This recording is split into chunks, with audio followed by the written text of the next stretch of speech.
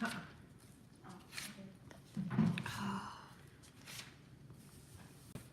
morning. We're live. We're here daily Bible study, August the 28th, 2018. Job chapters 28 and 30, and getting ready to wind down the book of Job.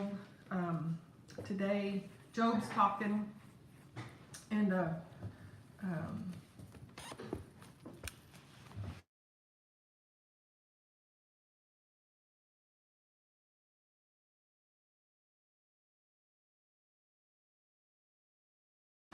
when Job 20 continuing to talk, but then to chapter 29, it just starts off. Job continued speaking, and the verse 2 says, "I long for thee when God passed." So here he is. He's hurting. His body is failing him. He has open wounds on his body that are oozing. Nothing brings him any relief. He's friends. Saying all kinds of things to him, and so we're just getting to see his misery. I just think that's what these scriptures are doing, is letting us see his misery, and it's kind of taking us through some of the stages of that.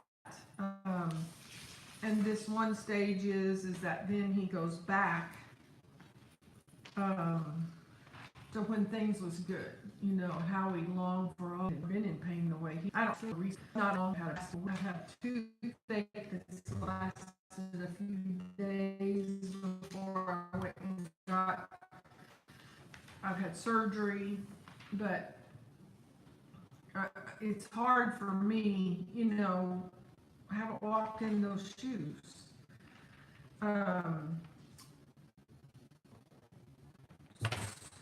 But again, I just feel like God's showing me how, and I think what he does with these scriptures is to show us our tendencies, and haunts my day. So he even knows, oftentimes we don't know where we can be depressed and not have depression. Is and again, I think it's some of the stages that we back and longing for, and saying, "Oh man, you know, where are those days?" You know, and he goes on. I mean, he wow, every night for days he took on. I think forward and help to that up and down, a downward about a picture about relationships. It's about relationships.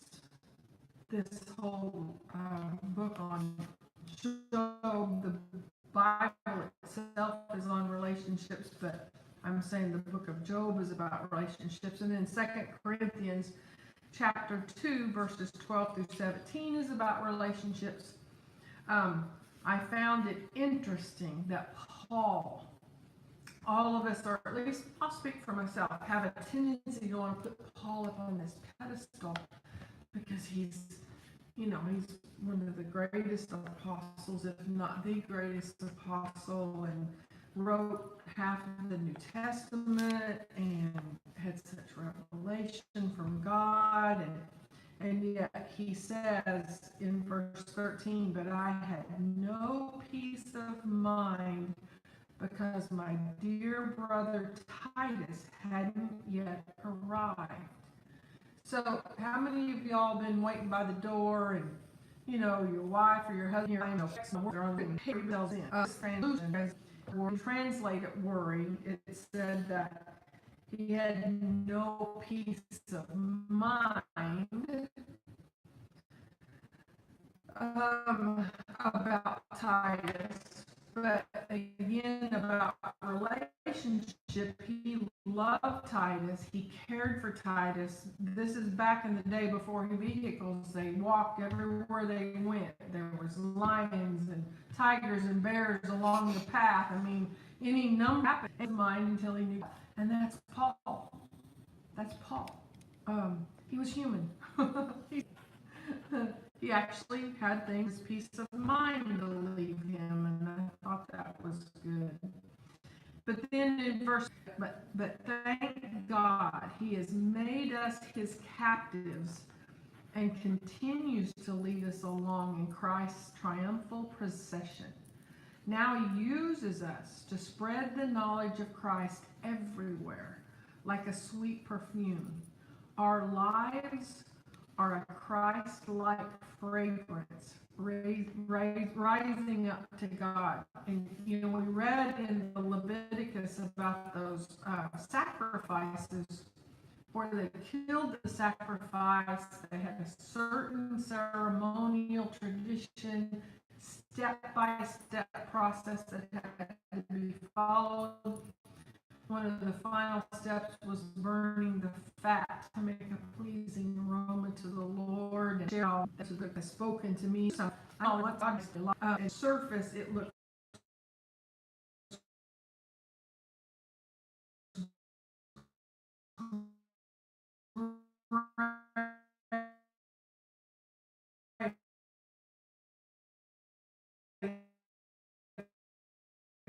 I've taken on a deal. I'm going, I can't believe I'm doing this. I don't really want to do this. That's not a pleasing aroma to the Lord, and God counts it as dung. It means nothing to God when we don't do it with a pleasing aroma. And here Paul uses those words that our lives are to be a Christ-like. I mean, those that are perishing, who are lost, they say, two believers, one to be words ring true for both, from a non-believer and a believer, and those who are perishing. We are a dreadful smell of death to them, death and doom. But to those who are perishing, we are a dreadful smell of death and doom. When you know that you're spirit-led to say or do something, and that's the key.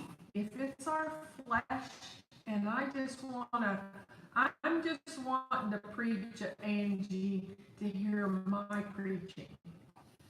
That's not a pleasing aroma to anybody. And she has every right to turn her nose up at that, because it's of my flesh and it's about me. And it's because I think I've got a revelation Angie needs. But when God is urging you and you feel that unction from the Holy Spirit, and you're supposed to speak, and then they turn their back on you, stomp your feet and let the dust fall off. It's no longer personal. I don't have to walk. I did what God wanted me to do. He's responsible for me. And it doesn't have to be personal. We don't have to be rejected. We don't have to be offended. It'll happen. I mean, Jesus said that they persecuted me. How much greater will they persecute you?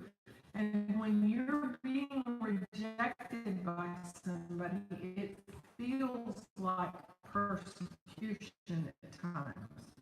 But those who are being saved, we are a life-giving perfume.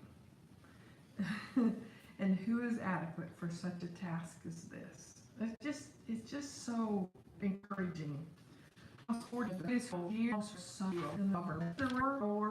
to the lender. I could twist on that. If you've ever been in debt to the point that you feel like you're a slave to that debt, you understand that scripture. You know, there's a reason all the way through this from front to back. He says you'll be a lender to many, but you'll borrow from none. Lay arm provide that faces Solomon wisdom for him and anybody since him. It's Solomon that wrote that down and said, just as the rich rule the poor, so the borrower is servant to the lender. And I don't know about you, but I don't want that bondage. I don't want to be in bondage to anything or anybody. I want the freedom that Jesus Christ chose to give me. And when I choose to use credit cards and when I choose to go out and borrow money for things I can't afford, that bondage is real. And it's one form of bond. I read this every year, and every year we come to Proverbs 22:7 and many others because it's about. And so you go stay.